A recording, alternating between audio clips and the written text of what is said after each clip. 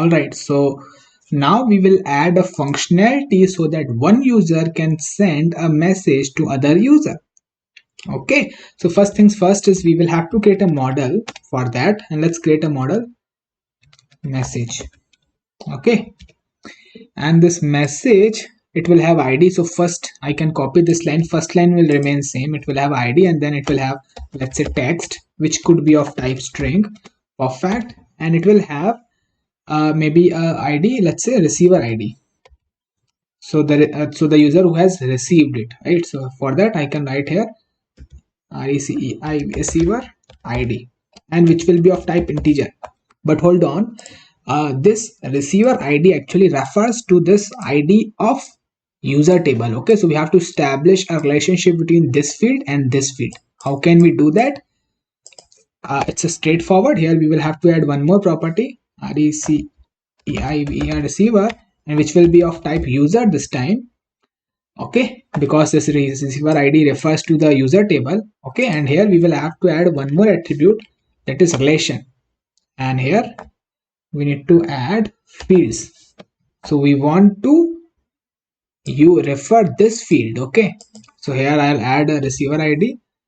So I want to refer this field to this field ID of user table. So here I'll add references, and here I'll add ID. That's it.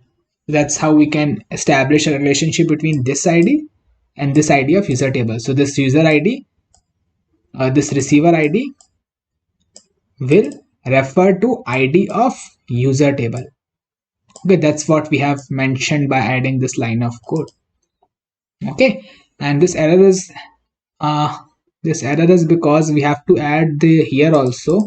So user can receive multiple messages. So here also we can add we have to add receiver, and it will be array of messages, because one user can receive multiple messages, right? So it will be array of users or array of messages. Perfect. Apart from that, user can send the message. For that I'll add sender ID also. It will be of type integer, and again we have to establish a relationship between this and this, because again the sender ID will also refer to the ID of user table, right? So again, let me copy this line of code, Control C. I'll put it here, and I will just rename, right? I'll just rename it to receiver, Control C, Control V, and here I'll rename it to Control C, sender ID. Perfect. And the error is because I think both refer to a user. Okay, so we have to, it's saying that we have to provide the relation a name. Okay, because both refer to a user model. So let me provide a unique name to it, and name, let's say we can give this a name of receiver, and here we can give this a name, a unique name, that is sender, like so. Okay, and here also we will have to add a name. So here I'll have to add relation, and the name will be receiver. And what else? User will have one more property, sender, because user can also send multiple messages, right? So sender, and again @ relation, and the name will be sender, like so. Perfect. Now we do not have any error, so we are done creating our model. So let me type here db push, so that the changes can be reflected in our database, right? So here I can write npx prisma db push. Okay, and we have our studio, right? It's not running, but okay, once it's done, so let's start a studio by typing npx prisma studio. So it will show a message model also now. Okay, it will open automatically. Yep, it's opening. Now if I click on plus, it should show a message model.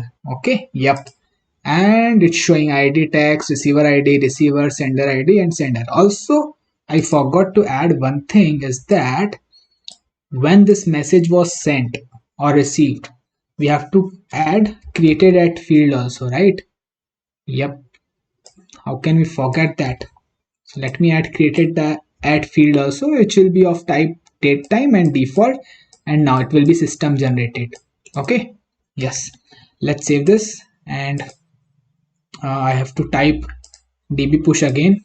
So let me again stop this server and type prisma db push, and it's done. And then again we can type prisma studio to spin up this studio server. I can close it, it will automatically open.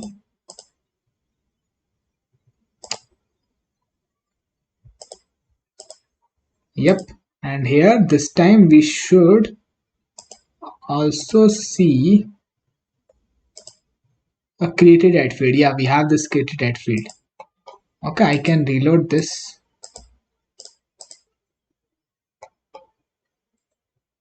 Or I can zoom out. Yep, yeah, I can zoom out. Here you can see we have this created field added now.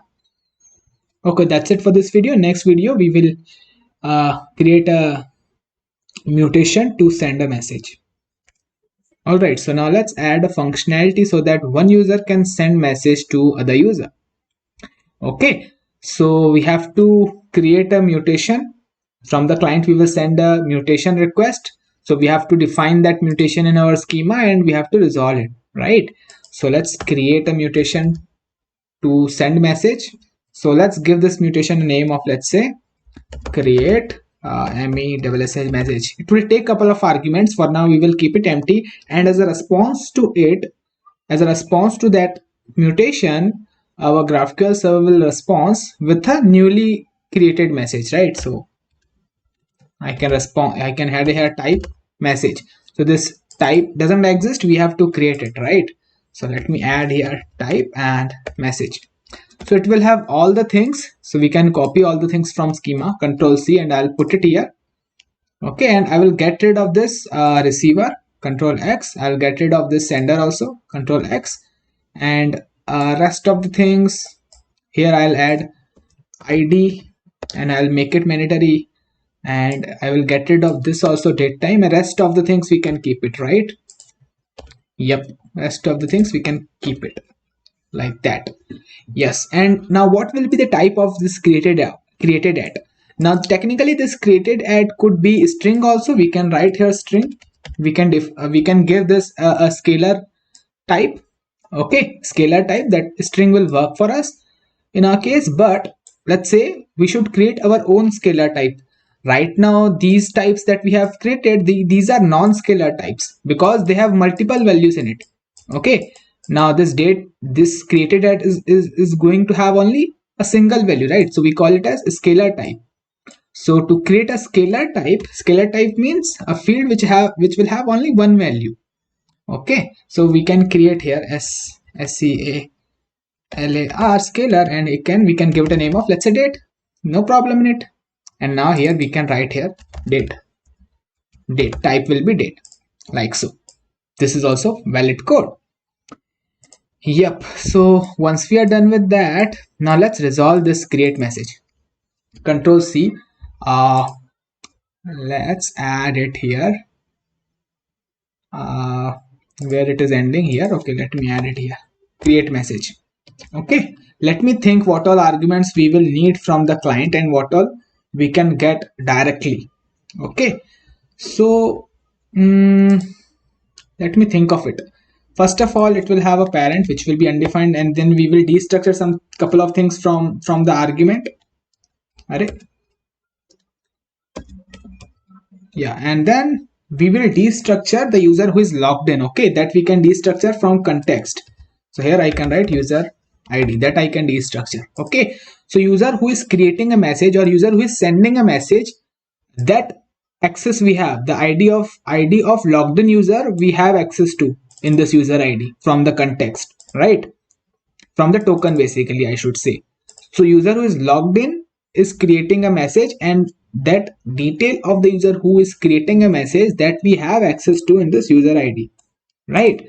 Now we need a user ID to whom we want to send a message, right? So that, let's say that we will get from the client. Okay, so client will pass a ID to whom we want to send a message. Okay, so let's here write maybe uh, receiver ID. Okay, and client will also pass text, what message they want to send. So these two things client has to provide. Okay, so let me copy this and we will add this in our schema also here. Control V, and a type of this will be int, and it will be mandatory. Add exclamation, and client will also provide us the text, and type will be string. These two things client has to provide us.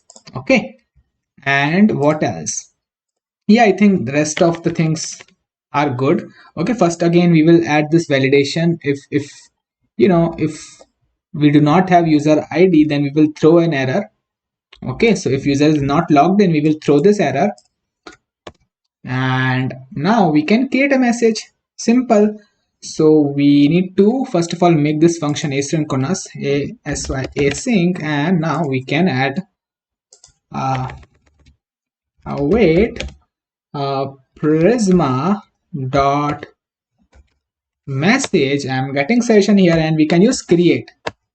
Okay, and then we have to pass an object, and object will have something called as data property, and again this will be an object, and here what object we want to save in our database. Okay, so let's say we want to save text.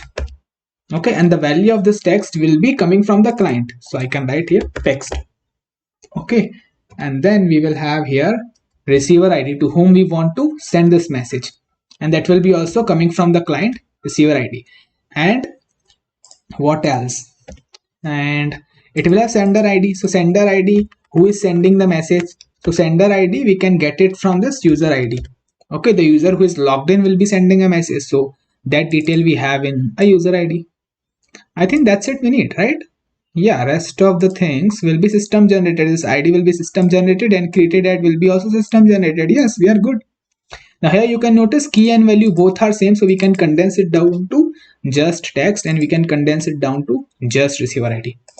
Okay, now here I can store the result of that in const message like so, and now I can return it, return message like so. Yes, this looks good. Yep, to look it's look good to me. Yeah, perfect. Now let's try this API, huh? Okay, so I'll create a new tab here, not API, actually mutation, or I can say GraphQL API. Oh, let's see if we have got any error here. Okay, where it is?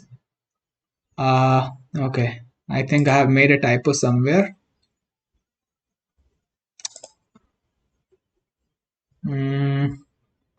I don't know actually on which line number.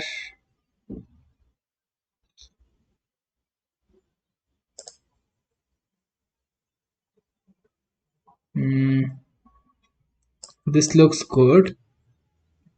ID, this everything looks good to me. Let's go to our resolver, and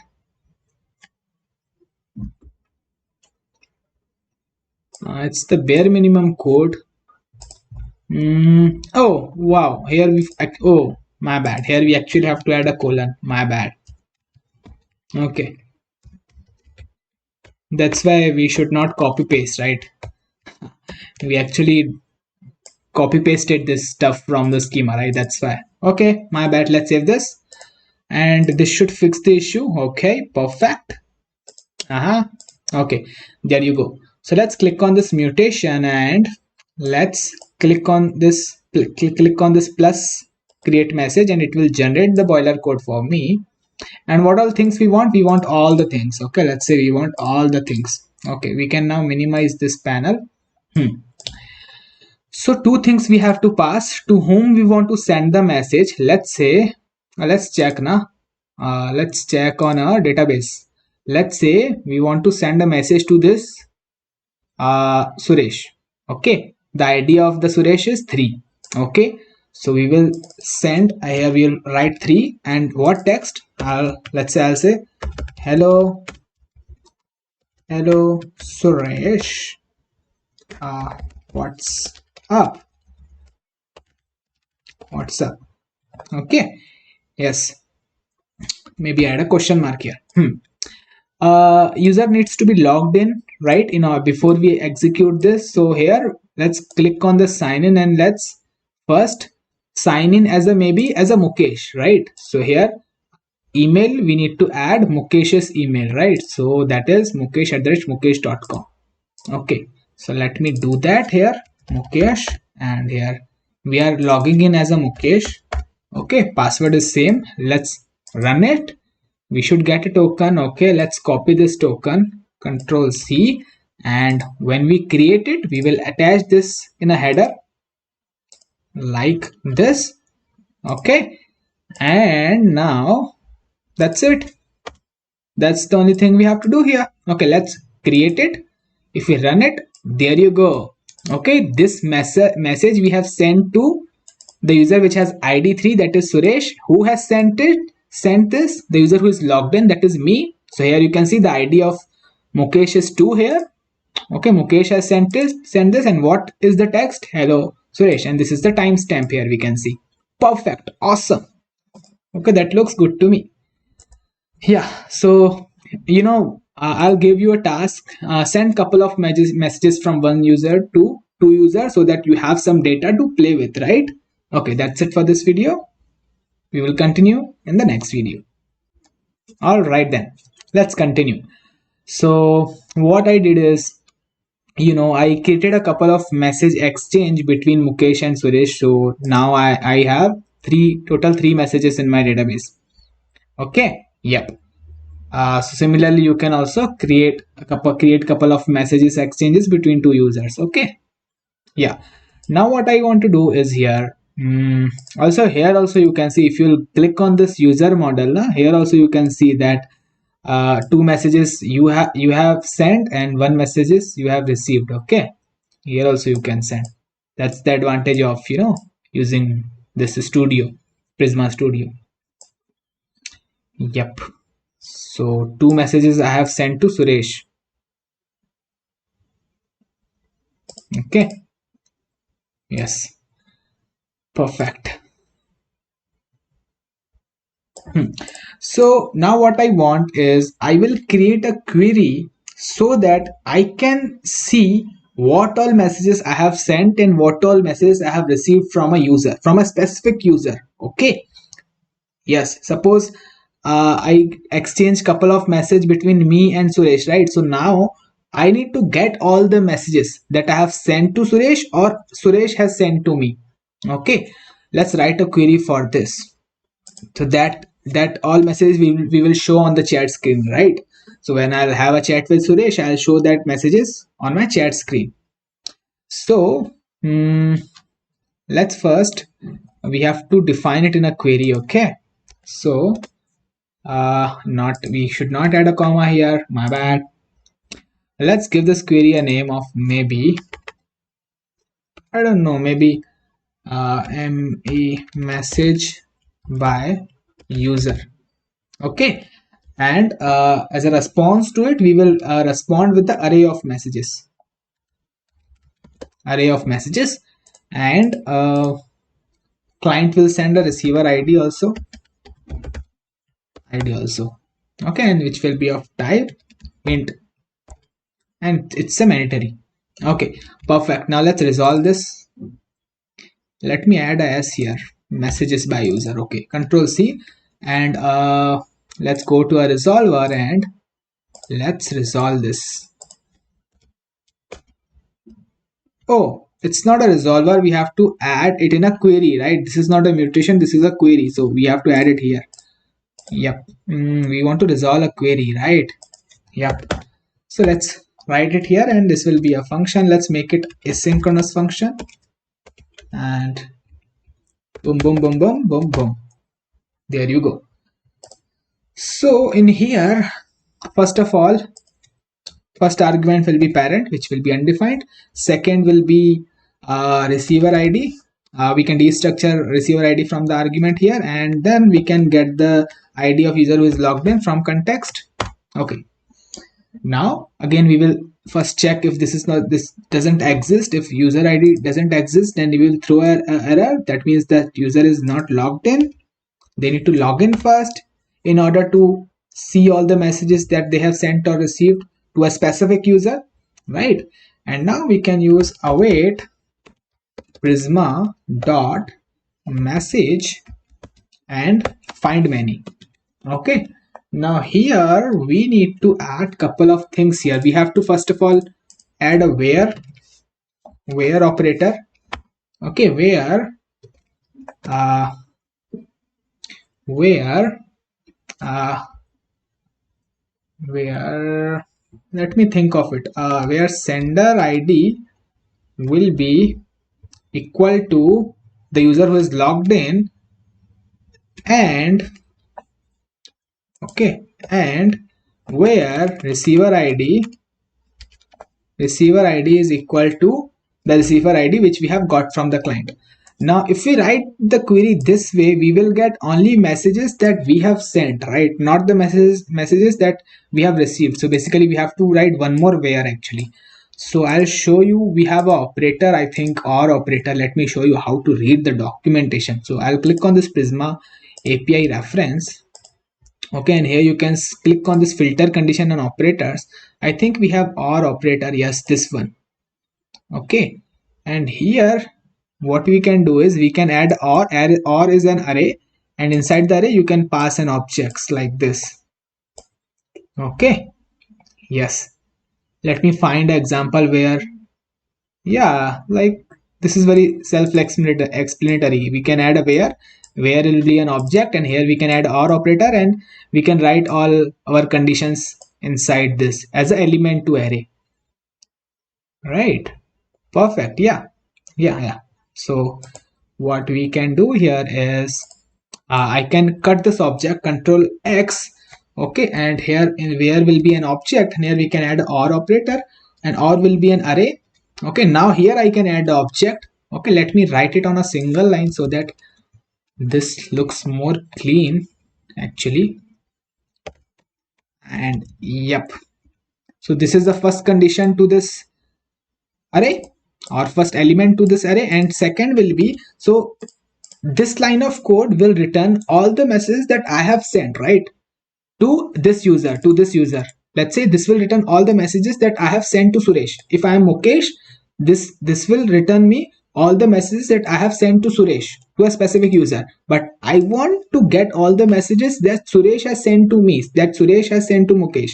For that, here again I need to change this. So here I need to add sender id, and sender id will be equal to, this time it will be equal to receiver id, and here receiver id will be equal to user id.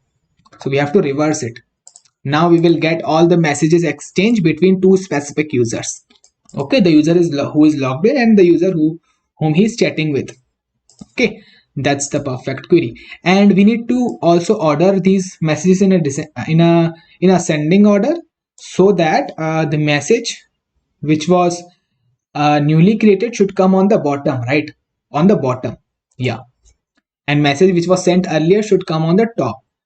So we need to order it in ascending order. So here I'll add order by, and we can order it by using created at, and in ascending order. So here I can add ASC to sort this messages in ascending order.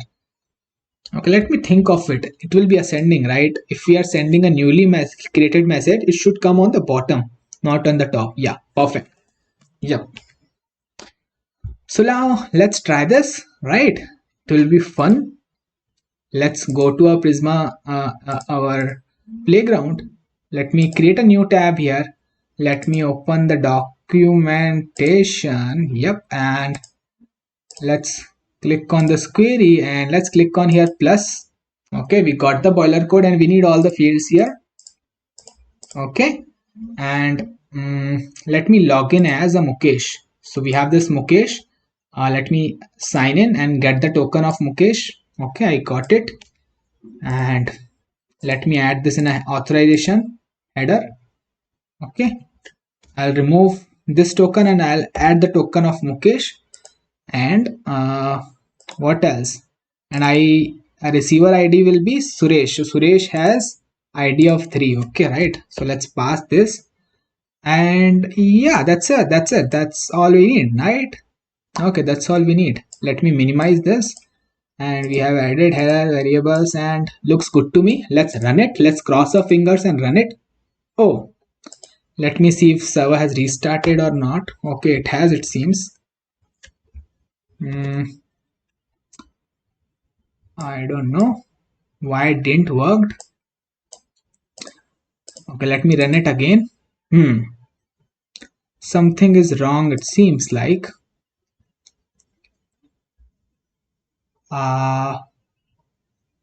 We have passed receiver ID. We can get the details of it. Looks good to me. What is missing here?